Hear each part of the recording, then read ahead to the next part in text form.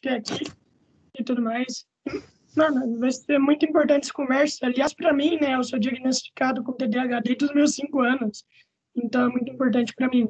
Então, eu vou me apresentar primeiro, depois você se apresenta. E aí, pessoal?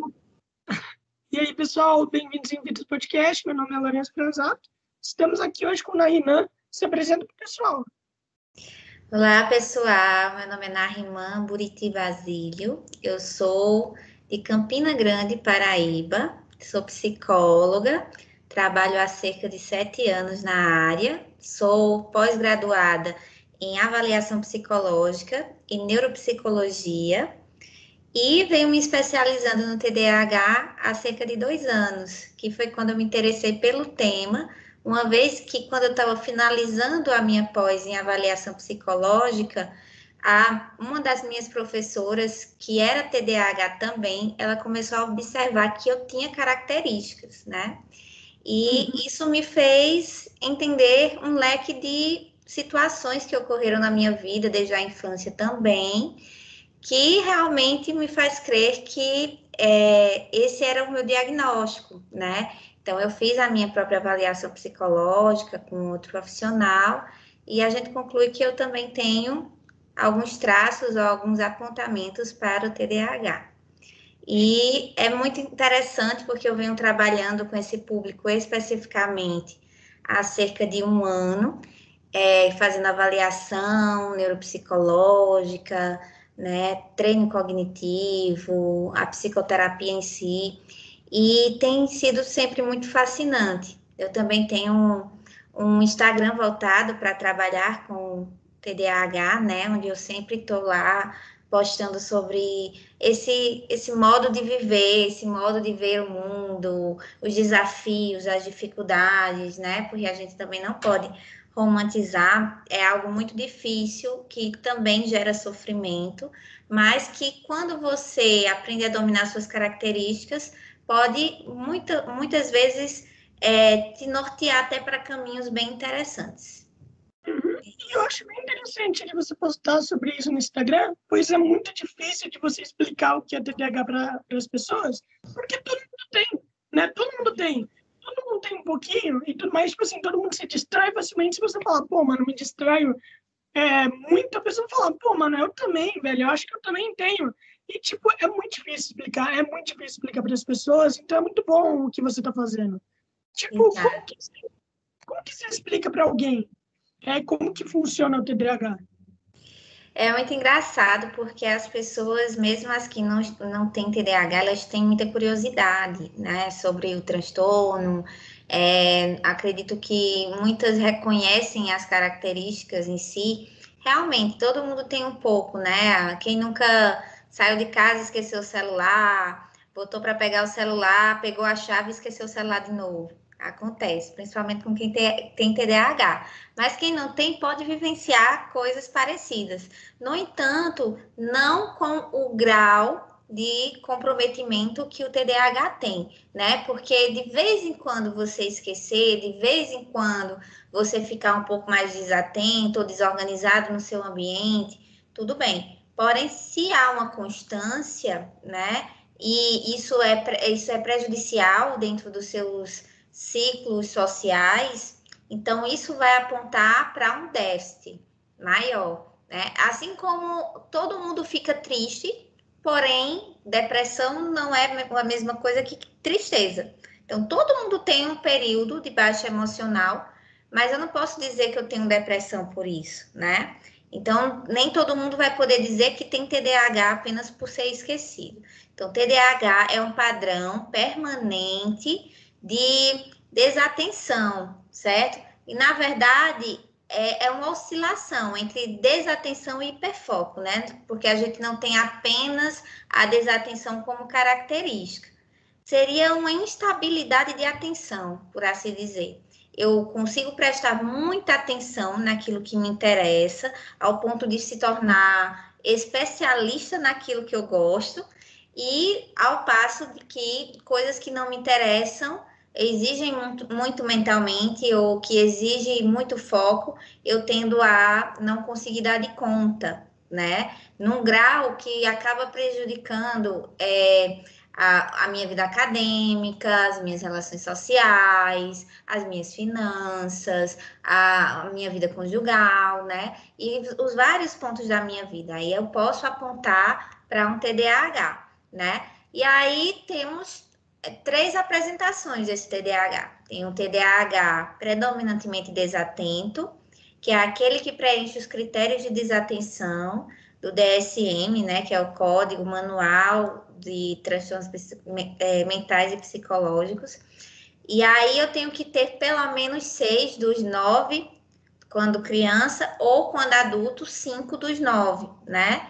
E aí vai variar, cometer muitos erros por descuido, não conseguir se engajar em atividades que exigem muito mentalmente, não conseguir se organizar para os trabalhos, né? Perder facilmente a atenção, se distrair com muita facilidade, e assim vai. E aí temos também o TDAH predominantemente hiperativo, né? Porque como a gente tem lá na nomenclatura, T, transtorno, D, déficit de atenção e hiperatividade. Então, os que são predominantemente hiperativos, embora tenham algum padrão de desatenção também, porque a impulsividade favorece muito que aconteça uma instabilidade maior na atenção, né?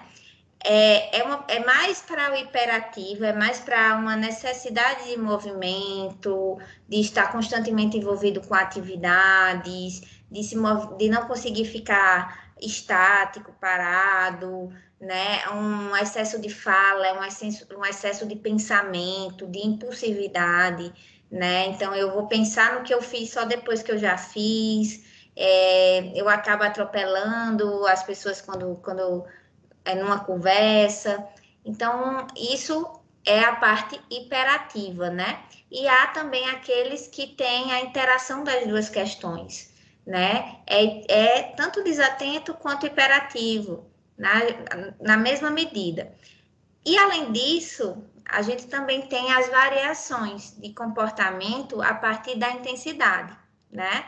Seria um TDAH leve, que muitas vezes passa bem despercebido durante a infância, durante a adolescência, e só vem ficar mais intenso quando o grau de exigência mental é muito grande, como, por exemplo, na faculdade, que foi o meu caso, né? Eu só apresentei realmente uma dificuldade maior, um prejuízo maior quando cheguei na faculdade, porque exigia muito, né? Exigia muita organização, exigia muita disciplina e eu não tinha tudo aquilo. E tem aquele intermediário e tem o grave, que é o que é muito comprometido. É o indivíduo que tem um comprometimento maior, ele não consegue desenvolver nem mesmo a questão do aprendizado corretamente, porque a atenção é muito instável, né? Então, temos essas variações. Sim, eu tenho o TDAH, né, que é o transtorno de déficit de atenção com hiperatividade, né, e só que com o tempo eu me senti menos hiperativo. É possível isso? Tipo, a hiperatividade sumir e eu só ter o TDAH mesmo? Muitas pessoas se queixam dessa questão de, eu tive remissão de algumas características, eu deixei de ser TDAH. Não, você continua sendo TDAH, certo? O que acontece é que muitas vezes, como você se adequa a determinadas situações e naturalmente o seu cérebro amadurece, né? Chegando às regiões pré-frontais, e você é mais estimulado, uma vez que você foi diagnosticado na infância, provavelmente você teve uma atenção maior em torno disso. Então, o que acontece é que na fase adulta, principalmente a hiperatividade, tende a diminuir bastante. E, na verdade, ela vai muito mais para a questão do pensamento, né? Então, por mais que você tenha uma capacidade maior de ficar, vamos dizer, engajado em uma atividade só, né? Que você consiga ficar um pouco mais quieto, mas pode acontecer de, no controle mental, né, na questão mental, haver ainda uma hiperatividade, né? Então, um excesso de pensamento, um excesso de ideias que você não conclui, né? Uma necessidade de se engajar em várias atividades ao mesmo tempo, ou em vários projetos. Então, isso também caracteriza a hiperatividade. E aí a gente vê uma diminuição porque você amadureceu, né? Logicamente que quando criança, você sente mais intensamente isso. A impulsividade, o descontrole, e quanto adulto, você já consegue administrar melhor isso, né? Sim. Mas você continua TDAH. Acontece que uma porcentagem das crianças com TDAH, que são diagnosticadas na infância e que, de certa forma, têm uma estimulação maior, elas tendem a ter algumas remissões de comportamento, né? Então, muitas coisas que estavam ali na infância não vão estar na fase adulta. Sim, tipo assim, eu mesmo não tenho hiperatividade, eu não sei se tu percebeu, mas o tempo todo tô me mexendo aqui. Eu não sei se tu percebeu, eu fico olhando pro lado e tudo mais.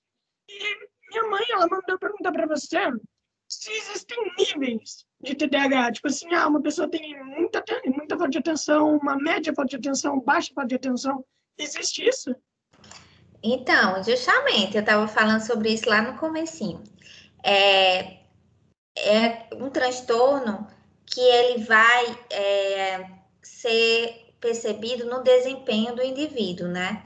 Então, quanto mais, como eu posso dizer, intensa for essa desatenção, mais se percebe no desempenho da criança, ou do adolescente, ou do adulto, dependendo de qual fase da vida ele está, que vai ter manifestações diferentes nessas diversas fases e vai ter intensidades diferentes também, né? Então, tem o TDAH grave, que é o mais comprometido, que pode estar associado a outros transtornos, né? Já que o nível de comorbidade do TDAH é muito alto, é muito elevado.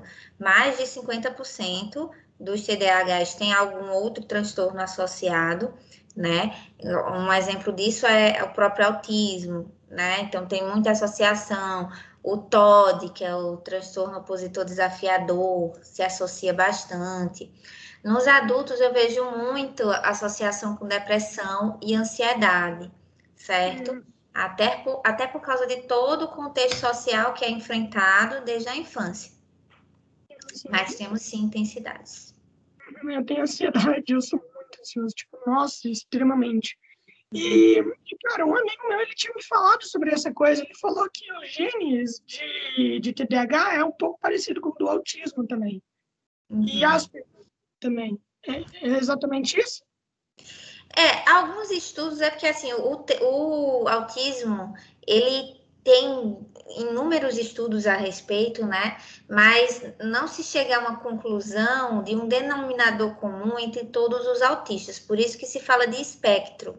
Então, a gente vai ter uma parcela de autistas que a mãe passou por algum adoecimento na gestação. A gente vai ter uma parcela de autista que nasceu com desnutrição, prematuridade, né?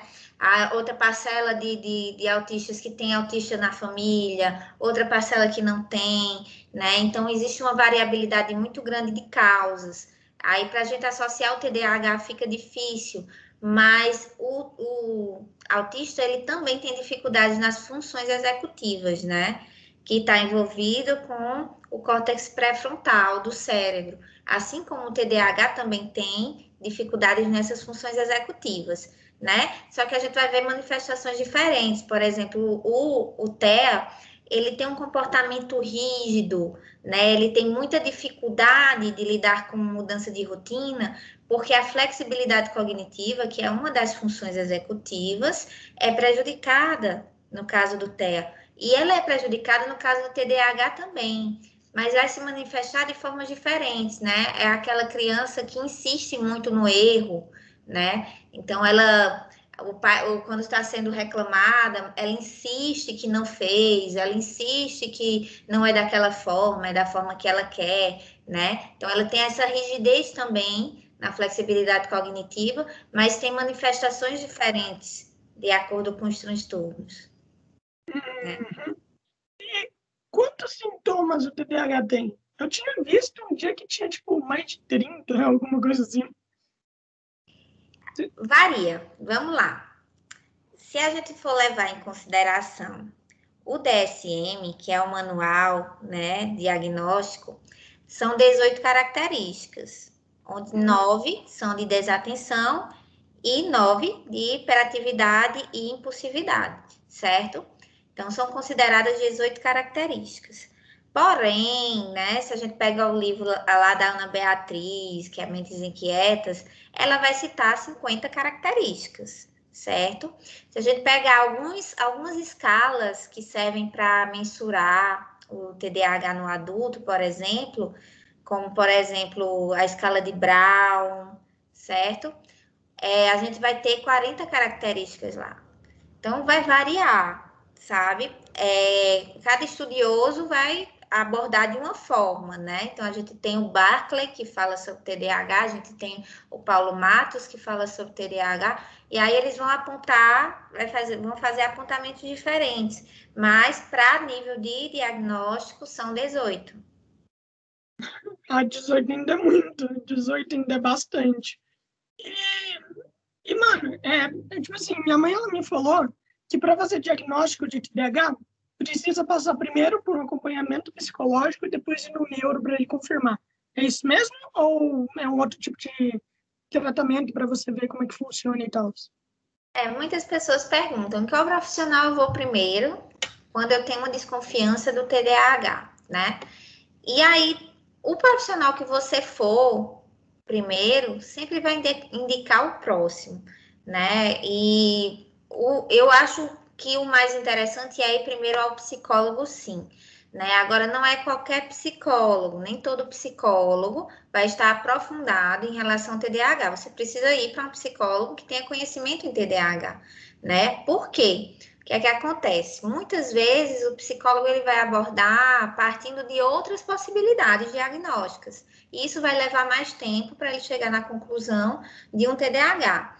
Já um que tenha experiência com TDAH, ele vai abordar direto ao ponto, né? Ele vai fazer uma avaliação, né? Então, a avaliação mais indicada para diagnóstico, para mapear o comportamento é a avaliação neuropsicológica, né? Então, a gente procura um neuropsicólogo, certo? É um psicólogo que tem conhecimento sobre essa parte neurológica do funcionamento e vai avaliar as suas funções cognitivas, como é que elas estão funcionando, né? Como é que está funcionando isso aí que eu citei, da flexibilidade cognitiva, a atenção, a memória, a linguagem, né? E aí ela vai fazer um laudo descrevendo o que foi encontrado na avaliação e te encaminhar para um neurologista ou para um psiquiatra, porque o fechamento do diagnóstico é clínico, não tem como psicólogo fechar o diagnóstico. Se por um acaso você preferir ir primeiro ao médico, por exemplo, ao neurologista, o que é que acontece? Ele geralmente te encaminha para um neuropsicólogo para ele fazer a avaliação neuropsicológica e só depois é que ele te dá ou não o diagnóstico, entende? Então, independente para onde você for, você vai precisar desses dois profissionais, no mínimo. Cara, eu fiz acompanhamento psicológico minha vida inteira, só que depois de um tempo eu deixei de ir. Você acha que isso prejudica demais quem tem TDAH? Parar de ir no psicólogo?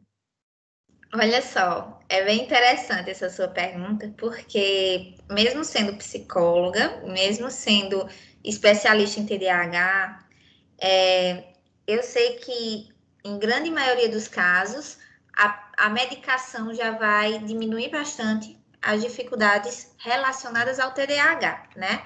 Então a gente fala de uma remissão de até 70% das características. E isso é muito, né? Quando a gente para pensar na depressão, na ansiedade, é maior. A eficácia da medicação é maior. Mas se você só toma medicação e você não vai para o psicólogo, a tendência é que você ache que ela começa a parar de fazer efeito. né? Então, tem até uma metáfora interessante sobre isso, porque a medicação é como se fossem as rodinhas da bicicleta. Quando você vai aprender a andar de bicicleta, aquelas rodinhas são úteis, né? Para que você aprenda como funciona a mecânica da bicicleta antes de tentar utilizar sem as rodinhas, né? Então, a medicação ela serve para que você controle alguns sintomas que atrapalhavam você iniciar as atividades, para que assim você possa ir para um treino cognitivo, uma reestruturação cognitiva e aprender a lidar com os seus sintomas de forma mais eficaz, além de também trabalhar os traumas que você pode ter acumulado durante a vida, né? Tem, como você foi diagnosticado desde a infância, tem uma abordagem aí diferente. Há muitas pessoas que passaram a infância e a adolescência inteira sendo rotuladas, excluídas, né? Tratadas de uma forma diferente pela família. Então, elas acumularam traumas que apenas na terapia elas vão conseguir trabalhar, né? Agora, terapia não é obrigatório a ninguém, né? A gente faz se a gente quiser realmente, porque realmente tem uma eficácia maravilhosa. Se você vê que sair da terapia tem feito retornar alguns comportamentos, alguns sentimentos desadaptativos, o ideal é que você retorne. Mas se você vê que está administrando bem, tudo bem, né? Você está desempenhando a sua autonomia. Isso é muito importante também. Por exemplo, eu tenho um amigo que ele descobriu isso agora, né, que tem déficit. Eu vi uma outra pessoa que tem 57 anos e ela descobriu isso agora, que tem déficit também. Tipo assim, eu lido com isso desde pequeno. Eu lido com isso desde pequeno sabia quais eram meus limites e quais não eram. Mas uma pessoa que descobriu, por exemplo, aos 57 anos, você acha que ela vai ter muito mais trabalho para lidar com isso? Você acha que ela vai ter muito mais dificuldade? Como que ela poderia lidar com isso? Pois é, eu tenho pacientes de 42 anos, né? Então, eu tenho pacientes adultos que passaram a vida inteira sem diagnóstico e receberam um diagnóstico recentemente. E é muito bonito ver a transformação que o diagnóstico, que a terapia fazem, né? Eu diria que muitos deles até adaptaram algumas questões, né? Porque você passa tanto tempo convivendo com aquela dificuldade que você vai testando coisas para resolver aqueles problemas, né? Eu, por exemplo, eu desenvolvi uma capacidade muito grande de. Eu sei que eu perco muita garrafinha. Então, sempre eu estava perdendo garrafinha direto, perdendo garrafinha. E eu passei a treinar o meu olhar todas as vezes que eu saía da academia para ver a minha mão se a garrafinha estava lá, né? E aí eu sempre tenho essa percepção. Depois de algum tempo me cobrando em relação a isso, eu percebo que eu não esqueço mais a minha garrafinha, né? Então, isso não foi um treino que a psicologia me deu, isso foi algo que eu fui desenvolvendo intuitivamente, né?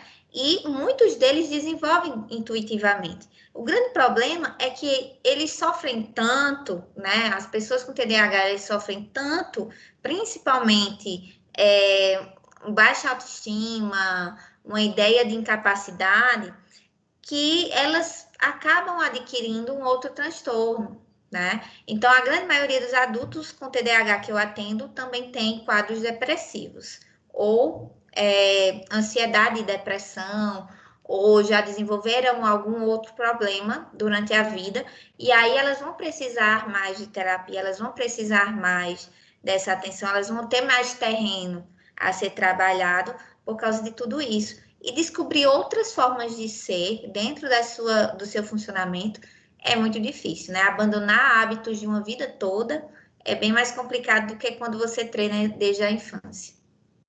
O meu amigo lá, né, que eu te falei que ele descobriu agora que tem, ele me mandou uma mensagem esses dias falando, mano, eu tava lendo sobre TDAH e eu cheguei à conclusão que eu acho que eu nunca vou ter uma vida normal. Tá ligado? Daí eu falei, mano, como assim, tá ligado? Tipo, como assim? Você vai ter uma vida normal.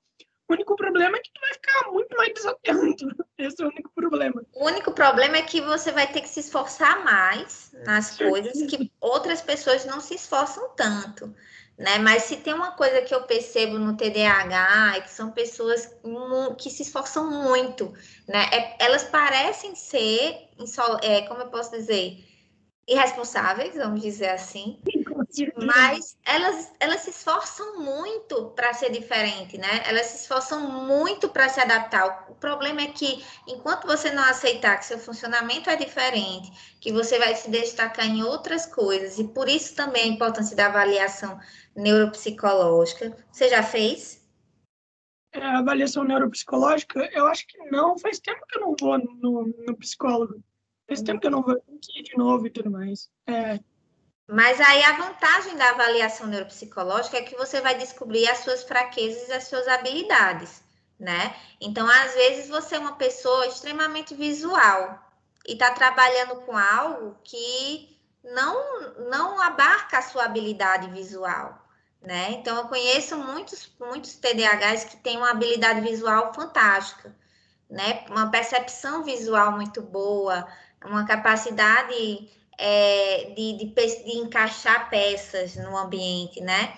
Mas trabalham em coisas burocráticas que acaba sendo entediante, então elas vão ser irresponsáveis nesse trabalho. Elas não vão conseguir se engajar, né? Elas vão acabar se desmotivando muito facilmente e acaba perdendo o emprego, porque elas estão se esforçando para ser algo que ela não tem habilidade para ser, sendo que tem um outro lado que ela é extremamente habilidosa, poderia estar ganhando com isso, mas não sabe disso, né? Então, a importância da avaliação neuropsicológica é até para isso, para você perceber o que é que você tem de qualidade ali, de habilidade, e usar isso a seu favor, né?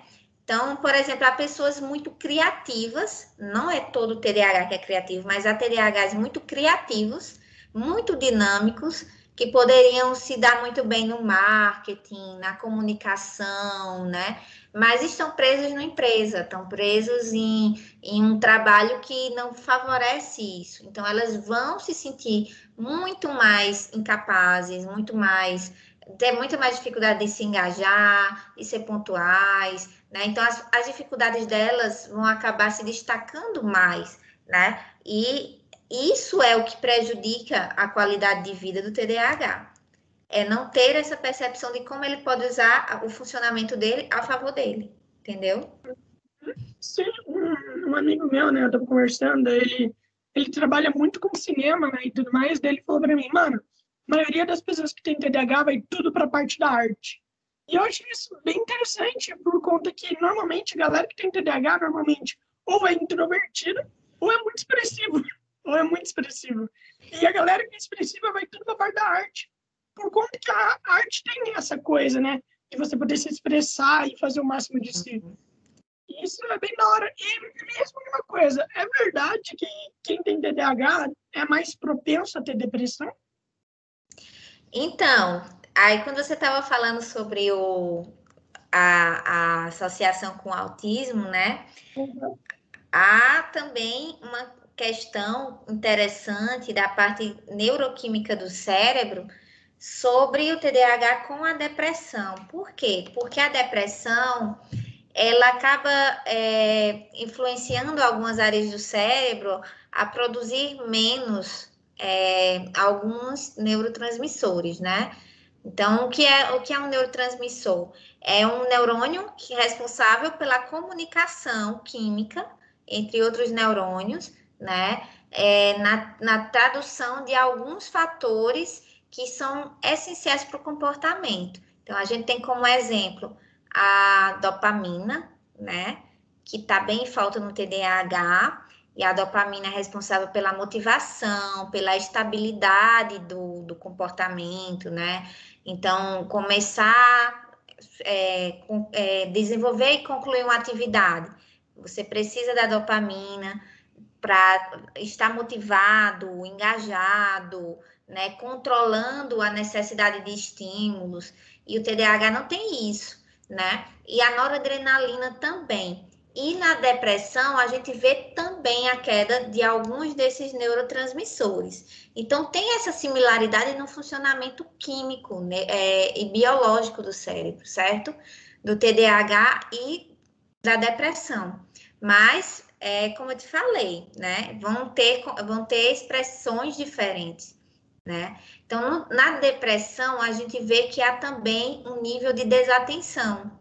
A pessoa perde um pouco da sua concentração nas coisas porque ela não vê sentido, ela não vê motivação, ela não tem ânimo nem prazer de se envolver com as atividades, né?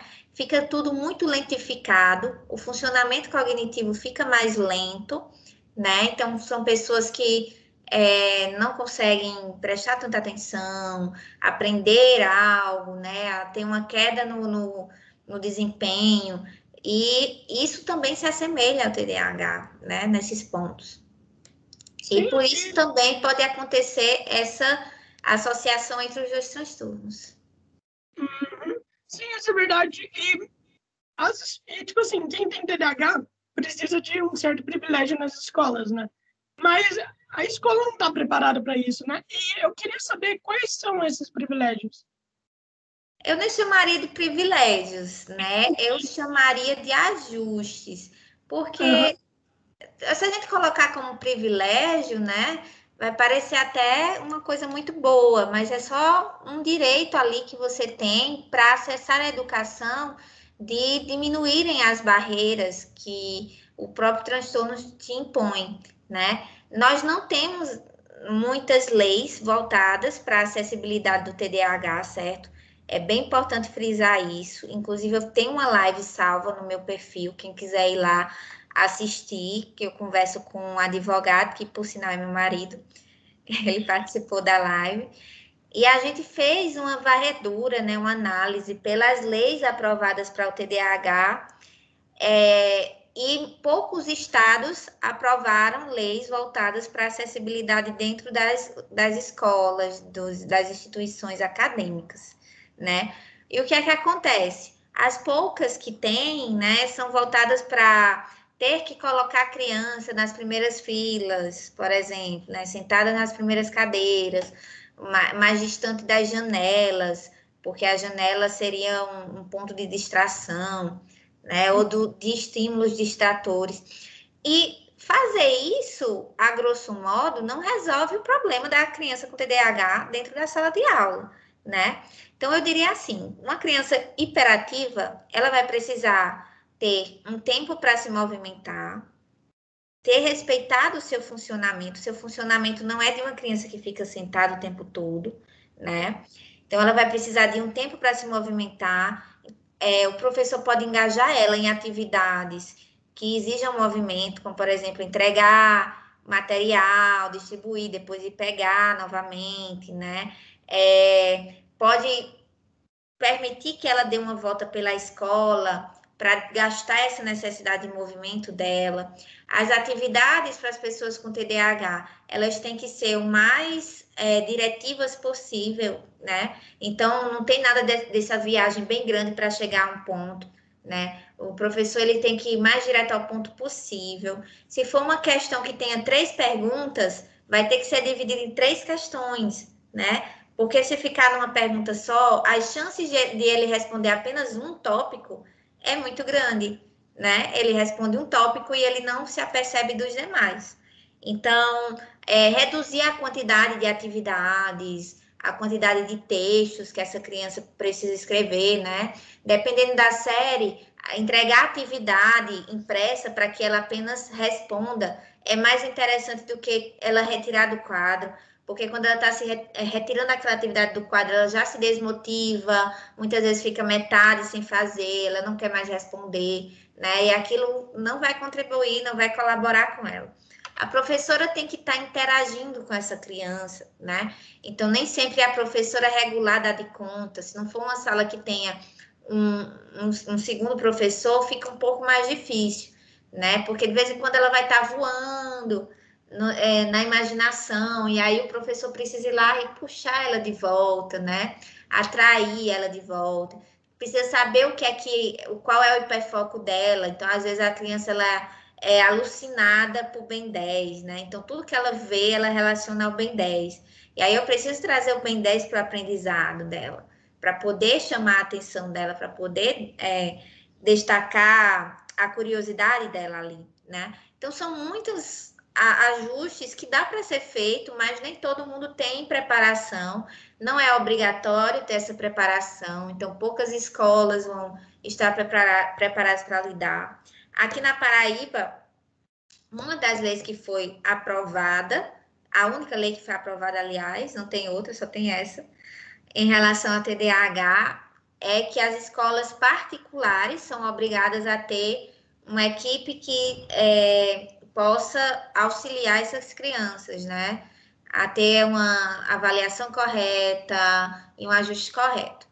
Mas aí, por que só as escolas particulares, né? As escolas públicas não têm essa obrigação. Olha só, a divisão é feita aí, né? Então, uma criança que não tem condição financeira, ela não vai ter inclusão, né? Ela com TDAH vai se virar, e realmente é assim. A obrigatoriedade da inclusão, do ensino especial, é para crianças com deficiência intelectual, com autismo, mas o TDAH ainda está em luta por isso. Por sorte, minha mãe brigou muito com a escola para eu ter esses direitos, daí eu tive, por sorte, tipo, muita sorte mesmo, por conta que é muito difícil de você conseguir começar a escola e tudo mais. Só que minha mãe conseguiu e, tipo, era muito bom para mim. Só que, ao mesmo tempo, minha mãe, ela sempre falou para mim que, por mais que tinha essa coisa da ajuda, quem tem TDAH agora, tipo assim, gosta da liberdade, tá ligado? Tipo, não gosta de respeitar regra, nem nada, ainda mais criança, por conta da hiperatividade. Então, minha mãe falava, ó, beleza, senta na frente. Eu sentava lá atrás, eu odiava sentar na frente. Daí a professora ia me ajudar. Eu não gostava de ajuda, porque eu queria fazer por mim mesmo, tá ligado? Quando a professora queria ajudar, eu me sentia burro, aliás. Por conta que, tá, eu quero fazer isso, eu não preciso de ajuda nem nada. Mas todo mundo precisa, isso daí é uma ideia muito idiota que as crianças têm. E, tipo, você sabe me dizer se é verdade isso, que as crianças gostam dessa coisa da liberdade, não gostam de respeitar muito a regra? Você sabe me dizer se isso é verdade? Sim, não só a criança, o adulto também, viu? É bem complicado colocar o adulto. Então, assim, começa na infância, logicamente, né? Principalmente quando o transtorno está associado ao TOD, certo? E é 50% das vezes. Então, a chance de você ter TDAH e TOD é muito grande, certo? Então, o transtorno opositor desafiador, ele vai fazer justamente isso. Ele vai trazer ainda mais essa oposição a regras, essa dificuldade de aceitar a autoridade, né? Então, eu vou impor a minha, eu vou impor o meu jeito, é da minha forma, né? E aí vai dificultar muito mais, porque são crianças que realmente vão precisar de uma atenção a mais, mas até a atenção elas muitas vezes recusam, né? Como você me falou, não quero ajuda, eu quero fazer sozinho. O professor ele vai ter que saber equilibrar entre dar autonomia à criança, para ver até onde ela consegue fazer, né? E trabalhar também essa flexibilidade, né? Essa troca entre os dois.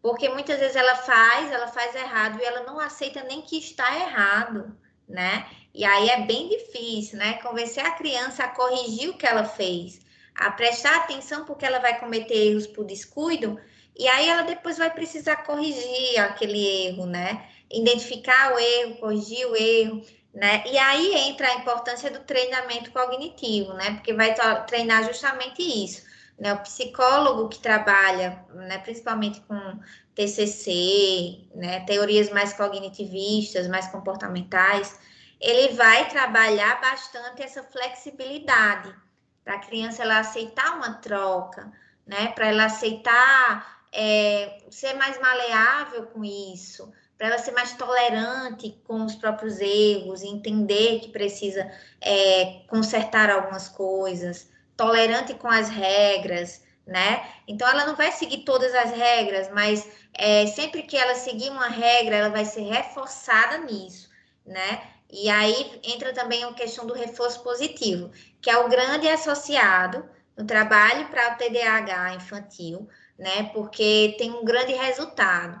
Como a maioria das escolas e dos pais trabalham muito mais com punição do que com reforço positivo, os resultados não são legais, né? Porque você vai estar punindo uma criança que sempre vai estar cometendo erros perseverativos, né?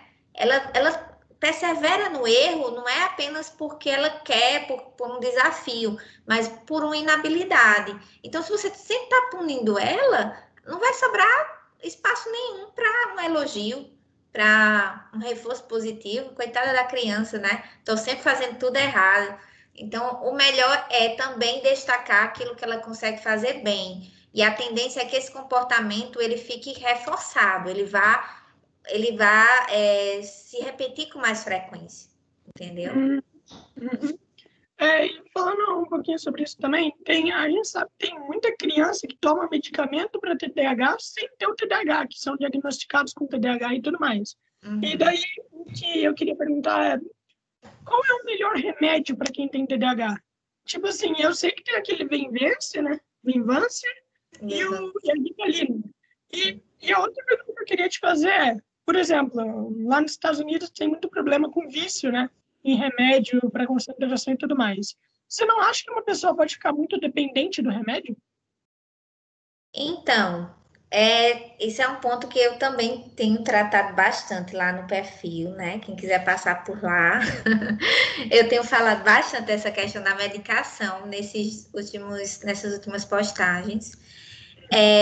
Aqui no Brasil só são aprovadas pela Anvisa essas duas medicações. O metilfenidato, certo? Que é mais conhecido pelos nomes de Ritalina ou Concerta, certo? Ritalina, que é a medicação mais utilizada, mas ela tem uma duração de aproximadamente 4 horas. A vida ativa da Ritalina é muito curta.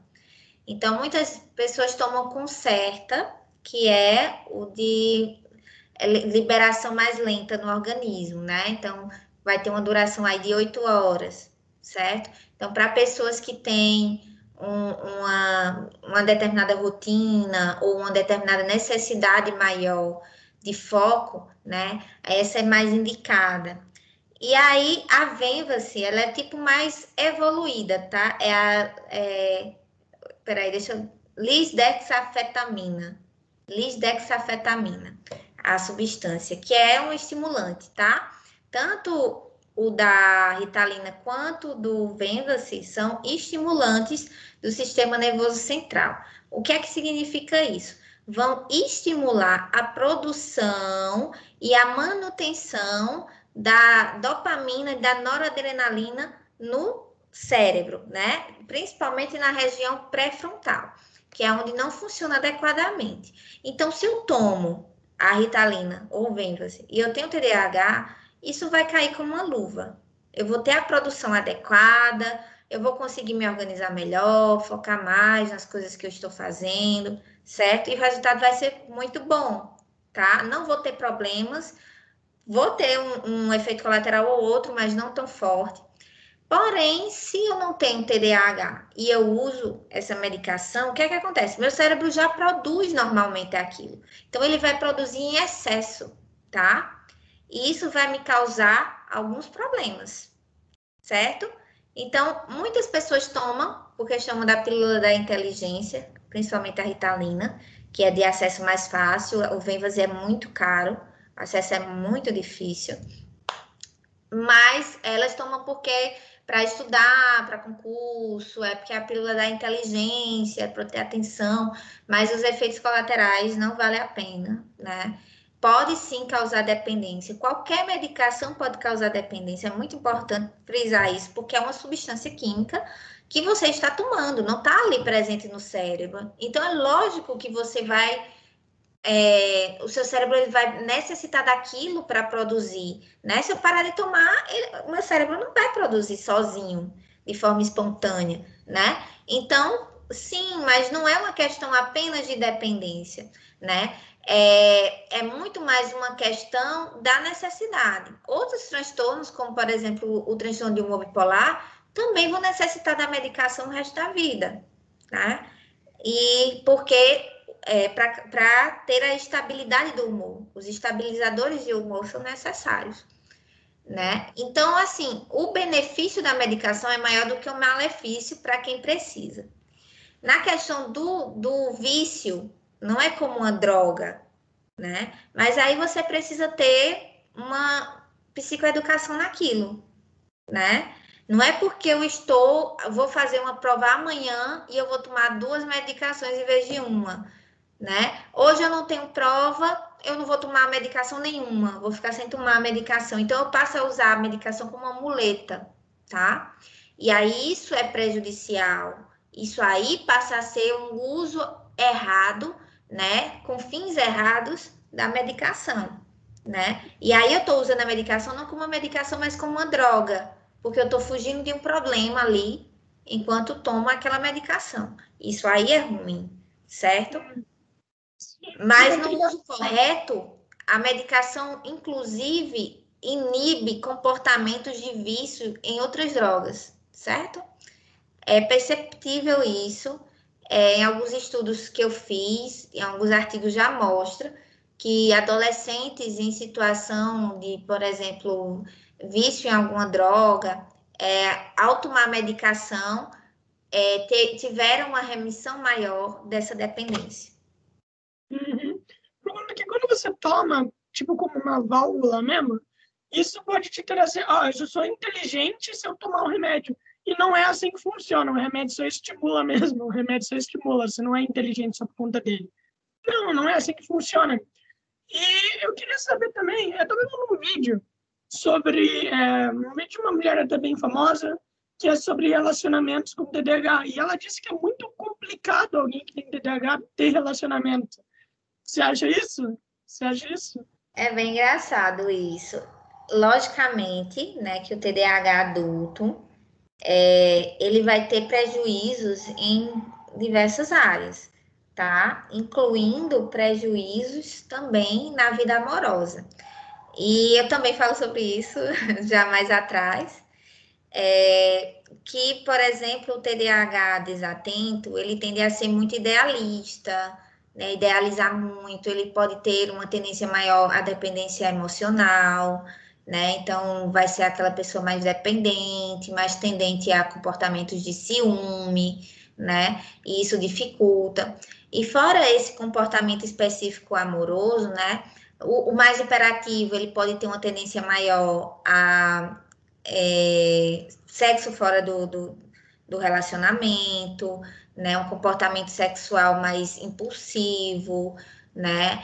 Mais impulsivo também até em relação a um pouco mais de agressividade. Então, isso é prejudicial dentro das relações, né? Fora a questão do transtorno em si, né? Porque você vai ser aquela pessoa que vai esquecer de pagar a conta, aí a sua esposa vai lá brigar com você, que você deixou de pagar a conta, né? Então, ela vai lidar sempre também com aquilo que você já está acostumado no seu comportamento, e para ela vai ser uma novidade, né?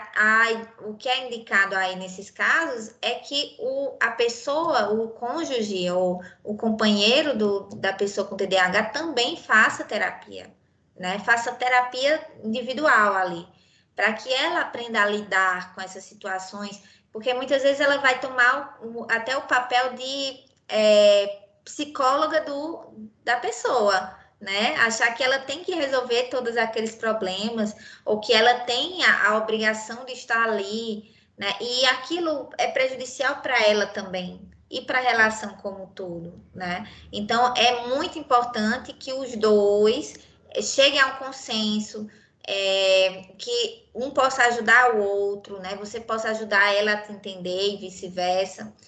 E, em alguns casos, a terapia é indicada também. Ou terapia de casal para ajustes da relação, ou terapia individual para outra pessoa também. Eu vou só pegar o carregador porque está descarregando o computador. Aqui em casa, a gente divide assim. O meu marido, ele cuida da parte financeira, porque se deixar nas minhas mãos, eu esqueço de pagar tudo que tem que pagar no dia, eu só lembro no final do dia do pagamento, ou então no dia seguinte, né? Então, eu deixo ele cuidando da parte financeira, e de vez em quando ele me lembra, deixa a luz acesa, deixou tal coisa fora do lugar, ele me lembra. E aí, assim, ele faz isso não de uma forma repreensiva, como se fosse a minha culpa, como se fosse porque eu quis, né? Ele faz muito mais como se fosse um cérebro auxiliar. E aí isso é muito legal, porque a gente precisa desse apoio, né? Vez ou outra, alguém que nos lembre, né? Que recorde algo, ou que nos motive em determinados fatores, e aí a relação tem tudo para dar certo, viu? Não tem limitação nenhuma em relação a isso. Eu vi que muita pessoa que tem TDAH também usa o relacionamento também como forma de obter a dopamina, né? Que é o da felicidade, não é? O da dopamina, não é, né? É o da Serotonina, na verdade. serotonina, é. Daí, tipo assim, é como, por conta que normalmente quem tem déficit de atenção no relacionamento sempre vai querer mais atenção. Isso é verdade? Vai querer ter uma maior atenção da pessoa com que está namorando? Ou não? Eu penso que vai depender, porque muitas coisas que a gente remete ao TDAH também pode ter a ver com a personalidade da pessoa, não necessariamente com o TDAH. Então, vai depender muito, né? Isso que você falou sobre a necessidade de atenção, né? Vai variar, não só o TDAH pode ter essa necessidade, né? Mas aí talvez estivesse associado a uma dependência emocional mesmo, a essa ideia de que eu só sou feliz com aquela pessoa. O que é que acontece quando a gente está apaixonado? A gente tem uma liberação de mais anfetaminas, né? Que são semelhantes aí entre si. É realmente esse hormônio de satisfação, de prazer, estar com aquela pessoa, né? É motivador. O que é que acontece com o cérebro do TDAH? Ele não consegue lidar com coisas que dão prazer demais, né? Então ele vai querer em excesso aquilo. E isso vai acontecer com tudo, com o celular, que dá vamos dizer, uma estimulação mais rápida, né? Mais instantânea, né? O uso do celular acaba sendo desregulado, né? Ver uma série, eu não consigo ver um episódio só, eu quero ver todos os episódios de uma vez, antes de fazer as coisas, para ver os episódios, né? Então, há uma tendência maior a ter dificuldade de se desligar das atividades de prazer. E como amar, né? Estar apaixonado é prazeroso, você pode ter uma necessidade ampliada da presença dessa pessoa, né? E é muito importante entender isso, né? Perceber quando você está exacerbando nessa situação, e buscar trabalhar essa dependência também, né? Se engajar em outras atividades, se permitir sentir saudade, permitir que o outro tenha uma vida própria, individual, é muito importante para a manutenção da própria relação. E eu não sei se é minha impressão e tal, mas na minha opinião, o TDAH agora está sendo muito mais divulgado do que antigamente. Ou essa é a minha impressão? Eu acho que está sendo muito mais divulgado, tipo, muito mais. Até por conta dos podcasts e tudo mais, a gente está vendo que tem muito famoso que tem TDAH, né? Pô, a gente está vendo muito isso. Você acha que está sendo muito, que começou a ser divulgado agora há pouco? Não, agora há pouco não. Você acha que começou a ser divulgado agora? Ou você acha que já está divulgando há um tempo? Já faz algum tempo que se tem uma discussão maior em torno do TDAH, mas não só do TDAH, como de diversos outros transtornos, houve um boom maior nessa nossa geração, né? Da nossa geração para cá. Não porque só veio existir agora, né? Já se fala sobre o TDAH há muitos anos, né? Existem literaturas sobre isso bem antigas, né? E mais recentemente, em 1902, foi a primeira publicação de cunho técnico, né? De cunho profissional, voltado para a questão mais de um artigo realmente que entendeu que havia pessoas que tinham instabilidade de atenção, que tinham dificuldades de atenção, né? E aí já havia coisas escritas naquela época, né? Então, assim, não é uma coisa nova, não é novidade. Mas realmente eu vejo muito de 2012 para cá, certo? Então, uns 9 anos para cá, eu vi que deu um boom maior, né? A gente tem aqui a Associação Brasileira de Déficit de Atenção, né? Que é a BDA, que foi o Paulo Matos que lançou. A gente tem a Ana Beatriz Barbosa, que também fala sobre psicopata, ela é mais conhecida pelos livros sobre psicopatia. Mas ela tem um livro de TDAH, ela tem TDAH. Tem o Clay Bright, né, que é um neurologista muito conhecido, muito conhecedor sobre o TDAH, que também tem TDAH. Então, eu vejo assim que muita gente que tem TDAH e que acaba se profissionalizando na área, se volta para o TDAH e se volta para uma divulgação maior, né? Que foi o meu caso, por exemplo. Né? Até porque você consegue entender muito melhor como é o funcionamento do TDAH, então consegue falar muito melhor, dialogar muito melhor com as dores dessa pessoa, né? E aí realmente, a gente vê, por exemplo, no próprio BBB recente, né, que tinha o Fiuk, que ele falou sobre TDAH no BBB, e aí eu achava bem interessante, eu Deixa eu até fiz arrumar a... aqui, tá caindo. Cuidado aí. Não, é que eu uso tablet, não tem nenhum lugar para eu apoiar. Tudo bem, sem problema. Não, agora... O próprio Fiuk, né, que ele acabou falando sobre isso lá no BBB, foi um BBB que foi bombado, e teve todo o boom aí, todo mundo estava assistindo. Então, de vez ou outra, acontecia alguma coisa com o Fiuk, eu ia olhar o Twitter, estava lá em alta, TDAH, e todo mundo falando sobre, né? Por exemplo, quando ele não conseguia fazer uma prova que envolvesse memória de curto prazo, ele não conseguia fazer, ele ficava bem frustrado. E aí todo mundo falava, gente, é porque ele tem TDAH e tal. Então, isso chama muita atenção para o próprio transtorno e para a compreensão do que é. Mas ainda tem muito chão. Tem muito chão, viu? Eu vi essa coisa do Fiuk, mano. E, tipo, eu achei incrível por conta que, por mais que ele tenha o jeito dele e tudo mais, ele demonstrou muito TDAH lá e teve uma divulgação muito grande também. Eu achei isso muito bom. Cara, tem muita gente incrível, né, mano, que tem TDAH. Eu acho isso incrível. E, pô, isso pode servir de molde para muita gente também. E, e sobre a criatividade, eu achei que todo mundo que tinha TDAH era um pouco criativo, mas por conta dessa falta de atenção mesmo, de pensar bastante, eu achei que a maioria tinha. Achei que a Uhum. maioria tinha. E me diz uma coisa. É, nas escolas, por que tu acha que nas escolas a maioria não tem capacidade para TDAH? Por quê? Porque a maioria não tem, tipo assim, se é muito presente, né? TDAH é muito presente, por que tu acha que a maioria não se importa muito nem nada? Por que tu acha isso? Olha, eu trabalho numa escola, eu sou concursada no município aqui próximo de onde eu moro e eu trabalho num projeto de inclusão, certo? Então, eu falo realmente de dentro do sistema. O que eu percebo, primeiro, é que há ainda muito uma culpabilização do indivíduo, tá? No TEA, você vê mais destacadamente que aquela criança tem um problema, né? Que vai além do que ela pode controlar. Já no TDAH, existe uma confusão muito grande com falta de limites, né? Com a criança que é teimosa mesmo.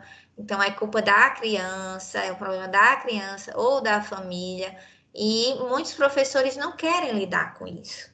Eles não querem lidar, né? Eles não querem enxergar isso como um problema, como uma dificuldade, como uma incapacidade realmente, né? Então, elas não conseguem lidar com isso de forma mais efetiva. Então, se eu não consigo lidar e aceitar que existe um problema real ali, como é que eu vou me capacitar nisso, né? Fora isso, não há tanta capacitação para tratar o TDAH especificamente. A maioria das capacitações são voltadas para o TEA, para a síndrome de Down ou deficiência intelectual, mas para o TDAH especificamente não, entende? Então, assim, é bem complexo. A gente tem trabalhado bastante nisso, tem tido muita resistência. Os professores, eles têm muita dificuldade de entender, por exemplo, que um aluno com TDAH não consegue fazer uma atividade de 50 questões, né? Ele não consegue realmente, é muito frustrante para ele também, né? Então, para ele conseguir fazer tantas questões, ele vai levar muito mais tempo, né? Vai desgastar muito mais, vai ter um cansaço sensorial muito maior, porque vai demandar partes do cérebro que ele ainda não desenvolveu bem e vai demandar uma manutenção de dopamina que ele não tem, né? A medicação ela vai ajudar nisso, mas para trabalhar esse comportamento ainda leva assim um tempo. Então, o que eu vejo é que há muito mais um desconhecimento e uma aceitação de que TDAH é um problema real e não um problema inventado e não um problema da criança ou da família, né? E isso dificulta bastante. Uhum. Cara, tipo assim, a gente tem falta de atenção e tudo mais. O que você recomenda para manter a atenção? Para a gente conseguir se concentrar nas coisas sem ter que usar remédio? Rapaz, em alguns casos, vai precisar de remédio. É necessário aceitar isso, né? Então, muitas vezes o indivíduo quebra muito a cabeça por medo de se viciar, por medo de ter que depender da medicação. E é um sofrimento que você não precisa vivenciar, tá? A medicação ela vai ajudar muito.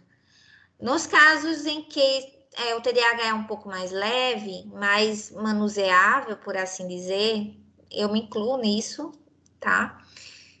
Eu percebo que o quê? Primeiramente, você precisa saber o que chama a sua atenção. Não adianta você se forçar a ter atenção numa coisa que vai ser extremamente irritante para você, que vai demandar muita energia, tá? Mas mesmo naquilo que me chama a atenção, por exemplo, na psicologia, eu tenho muita dificuldade de ler um livro do começo até o fim, que seja só de conteúdo técnico, né? Então, eu fico extremamente inquieta para ler. Mas o que é que eu faço? E aí, todo TDAH adulto, ele vai precisar ter um bom planejamento, que é uma das funções executivas que a gente não tem de forma natural, certo? Então, vamos lá, planejamento. O que é isso? Eu preciso parar para pensar o que é prioritário para mim, o que é urgente, o que, apesar de prioritário, não é urgente, o que nem é urgente nem prioritário, muitas vezes eu estou envolvida, né? E eu tenho que fazer essa divisão, né? Para poder conseguir construir um hábito, né? E aí os teóricos, eles falam que a gente precisa dividir as coisas o máximo possível em micropassos, certo? Onde eu consiga enxergar aquela atividade como algo possível de ser feito. Então, em vez de pensar que eu tenho que ler um livro de 360 páginas, eu vou pensar que essa semana eu preciso ler 50 páginas. E aí, se eu dividir em 5 dias, eu preciso hoje ler 10 páginas. Não é muito, né? Em aproximadamente 20 minutos eu consigo dar de conta daquilo. Então, eu vou pensar assim: em 20 minutos lendo, eu dou de conta. Eu vou ficar 20 minutos resistindo a qualquer outra coisa e depois eu vou me premiar com algo, né? Então, nesses 20 minutos eu faço a leitura das 10 páginas. E depois que eu estou livre dessas 10 páginas, que eu posso dar o ok, o check lá no micropasso, eu vou fazer alguma atividade que me dê prazer, né? Isso é muito bom, porque aos poucos você vai criando um hábito de ver valor na conclusão de algo, né? Algo que é possível concluir, não algo que é grande demais e eu não consigo me engajar. E no acúmulo de micropassos, quando eu menos esperar, eu concluí todas as páginas, né? E isso vai me trazer satisfação também, uma sensação de dever cumprido. Eu vou estar treinando meu cérebro para enxergar a conclusão dos meus objetivos como algo prazeroso, né? E aí vai ser mais fácil me engajar nas atividades. E assim por diante. Essa é apenas uma das dicas, né? Existem muitas outras coisas que podem ser feitas, mas eu acho que o nosso tempo está Se escotando.